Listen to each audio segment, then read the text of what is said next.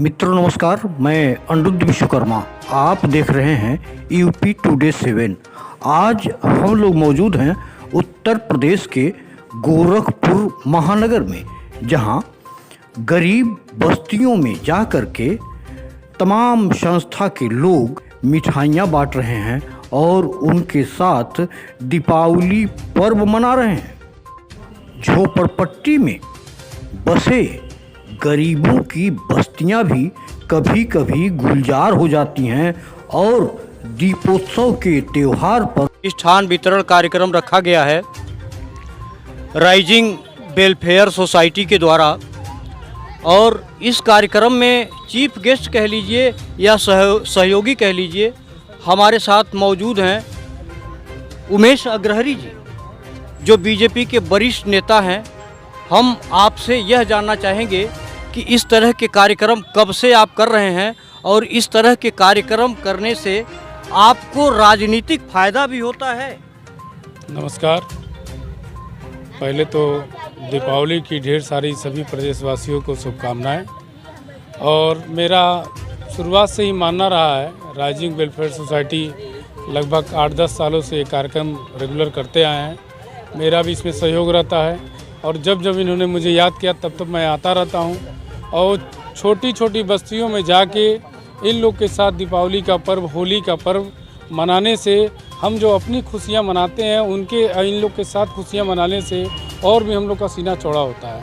और मैं सभी अपने व्यापारी, चाहे हमारे सहयोगी हुए, चाहे हमारे उद्योगपति हुए, सभी से मैं आग्रह 2-3 दिन पहले भी कर चुका हूँ। वृद्धाश्रम गया था कि सभी लोग जाएं मलिन बस्तियों में, चाहे गरीब के बच्चों के साथ, चाहे वृद्धाश्रम, चाहे कुष्ठ आश्रम, सभी अपना अपना योगदान देके दीपावली उनकी भी अच्छे से मने, इसकी मैं कामना करता हूं। और सार्थक प्रयास भी हम लोग मिल के हमेशा करते रहते हैं। और राइजिंग वेलफेयर सोसाइटी को और विशेषतः अंकित गुप्ता जी को मैं बहुत बहुत धन्यवाद देता हूं और शुभकामनाएं देता हूं इस काम के लिए कि उन्होंने निरंतर इस काम को लगे रहते हैं, करते रहते हैं। अपने बच्चों को हर मंगलवार को भी आते हैं, कोई पर्व हो, त्यौहार हो, हमेशा निरंतर बच्चों को कैसे खुशी दिया जाए ये लगे रहते हैं। इन्हीं के साथ साथ मैं भी इन्हीं के कामों से प्रेरित होकर मैं भी सब काम में लग गया हूँ। पुनः सभी को बधाई देता हूँ। नमस्कार। मतलब कुल मिलाकर आप यह कहना चाहते हैं कि अपनों के लिए तो सब लोग जीते हैं,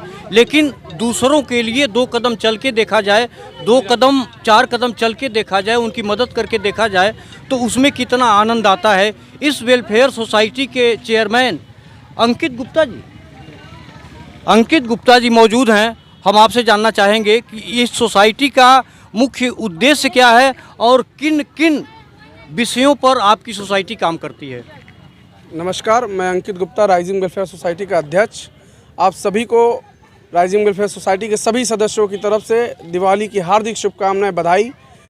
बारी बारी से आप सभी का परिचय मैं करवाना चाहता हूं, और परिचय इसलिए कि ये लोग दबे कुचले की मदद करते हैं, सहयोग करते हैं। जी, आपका शुभ नाम? मेरा नाम धीरज प्रजापति है। क्या? धीरज प्रजापति। धीरज प्रजापति जी। आप किस पद पे हैं इस सोसाइटी, मतलब जी मेंबर हैं एक्टिव। अच्छा, आप मेंबर हैं। आपका शुभ नाम? संदीप राय। आप क्या है? मेंबर ही हैं। मेंबर ही हैं। Gautam Sharma as a team member काम करते हैं। आप तो चेयरमैन ही हैं। जी। अंकित गुप्ता, मैं अध्यक्ष। संजय पासवान, उपाध्यक्ष rising welfare society. Sandeep Verma, कोषाध्यक्ष। और आप तो वरिष्ठ दयाशंकर के नेता हैं। दयाशंकर गौर, एक कार्यकर्ता। बीजेपी के? नहीं, हाँ बीजेपी के। बीजेपी, क्योंकि आपका गमछा बता रहा है कि आप बीजेपी के कार्यकर्ता हैं, और आपका भी गमछा बता रहा है कि आप बीजेपी। उमेश अग्रहरी जी, देखिए आपका नाम हमको याद हो गया। उमेश अग्रहरी। आपका शुभ नाम सर? दयाशंकर गौर। दयाशंकर। और आप? शशांक वर्मा।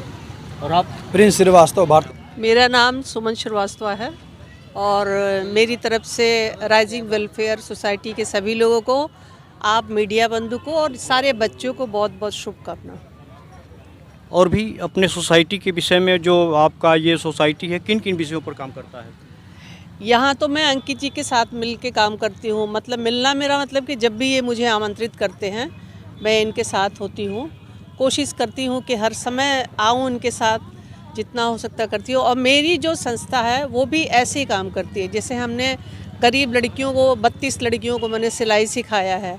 और अभी विजयादशमी में बनकटवा एक गांव है, वहाँ मैंने बच्चों के साथ कॉपी पेंसिल और मिठाई वगैरह बांटा।